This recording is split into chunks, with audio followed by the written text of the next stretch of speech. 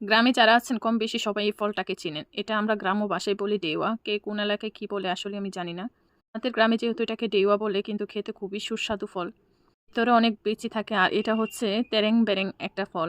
সকালে ঘুম থেকে উঠেই দেখি আমার গাছটা ফুলে একবারে ভরে গিয়েছে। সকাল সকালে কিন্তু আমি গাছটার কাছে চলে গিয়েছিলাম। দেখতেই পাচ্ছেন পুরা গাছটাতে একেবারে ফুলে সাদা হয়ে আছে, সবুজের মধ্যে সাদা। দেখতে খুবই ভালো লেগেছে। আপনাদের কাছে কেমন লেগেছে অবশ্যই জানাবেন। দেন তার সাথে ছিল আমাদের একটা লটকন গাছ। প্রচুর পরিমাণে লটকন এসেছে এটার মধ্যে। এটা লটকনের জন্য গাছের গোড়ায় দেখা যাচ্ছে না, এই পরিমাণে লটকন এসেছে আলহামদুলিল্লাহ। প্রতিবার এটাতে অনেক লটকন আসে, যেহেতু এটা অনেক টক, খেতে খুবই বাজে লাগে। তারপরেও কিন্তু আলহামদুলিল্লাহ আল্লাহর কাছে শুকরিয়া যে এত পরিমাণের ফলন দেওয়ার জন্য। এটার সাথে আরেকটা গাছ ছিল, সেটাতে একটাও লটকন ভালোভাবে আসেনি, একবারই অল্প পরিমাণে আসছে। এটার ফলটা এতটাই মিষ্টি ছিল যে আমি এটা পাকার জন্য খুবই যত্ন করে রেখে দিয়েছিলাম।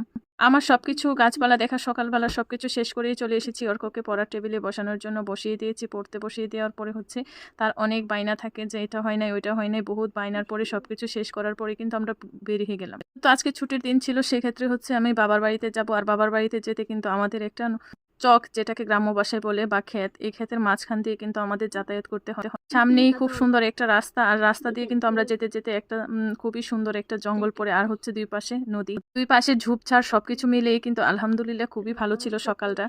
সকালটা ছিল হালকা গরম এবং হালকা ঠান্ডা, দুটা মিলেই ছিল, সেজন্য ভালো লেগেছে আমাদের কাছে। আর অর্ক কিন্তু খুবই খুশি, যেহেতু নানুর বাসায় যাবে। সে বরাবরই সবসময় খুশি থাকে নানুর বাসায় যাওয়ার জন্য, কারণ হচ্ছে সেখানে তার মামাতো খালাতো ভাই সবাই আছে তার সমবয়সী। একটা বাচ্চা কিন্তু খেলার জন্য সমবয়সী মানুষের যখন পায়, তখন সে কিন্তু খুবই খুশি হয়ে থাকে। শুধু অপেক্ষার পালা গুনছে যে কখন যাবে আর কখন সে রাস্তাটা শেষ হবে যাওয়ার জন্য। মাঝখানে কিন্তু আমি কিছুটা ভিডিও করে হাসাহাসি করে নিলাম এবং সবাই আমার ভিডিও দেখে হাসাহাসি করছে। বলছে শুধু আমি নিজেকে একলাই উপস্থাপন করছি, সেজন্য সবাইকে ক্যামেরার মধ্যে বন্দি করে নিলাম। আমাদের ফ্যামিলি টিমটা আপনাদের কাছে কেমন লাগে অবশ্যই কমেন্ট করে জানিয়ে যাবেন।